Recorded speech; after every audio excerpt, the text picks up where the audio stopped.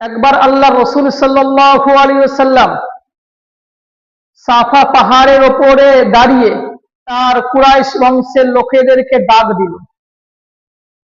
অন্য রিওয়ায়াতের মধ্যে আছে যে নবী করিম সাল্লাল্লাহু আলাইহি ওয়াসাল্লাম ওই সমস্ত লোকেদেরকে ইয়া সাবাহাহু এবং ইয়া বানি আব্দে মানাফ এবং ইয়া বানি আব্দুল মুত্তালিব বলে ডাকলো। কিন্তু এই কথাগুলো আরবের বুকে ডাকা, আরবের বুকে বলা ভয়ের একটা কারণ ছিল।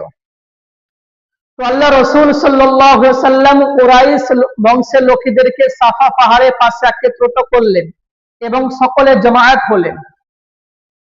এবং আল্লাহ রসুল সাল্লাল্লাহু আলাইহি ওয়াসাল্লাম বলল কুরাইশ বংশের লোকেদেরকে যে আমি যদি তোমাদেরকে বলি কাফের বেঈমানেরা, দুশমনেরা তোমাদের ওপর সকাল সন্ধ্যা যুদ্ধ করবে, ঝাঁপিয়ে পড়বে, তোমাদের ওপর অন্যায় অত্যাচার করবে, তোমরা কি আমার কথাটা মেনে নেবে? তখন কুরাইশ বংশের লোকেরা বলল, ইয়া রাসূলুল্লাহ, আমরা আপনার কথাটা মেনে নেব। তারপর আল্লাহর নবী রাসূলুল্লাহ বলল, হে আমার কুরাইশ বংশের লোকেরা, তোমরা যদি আমার ওপর ঈমান আনয়ন করো, আমাকে যদি নবী বলে মেনে নাও, আল্লাহকে এক বলে মেনে নাও, তাহলে তোমরা দুনিয়া এবং আখিরাতে কামিয়াবি হাসিল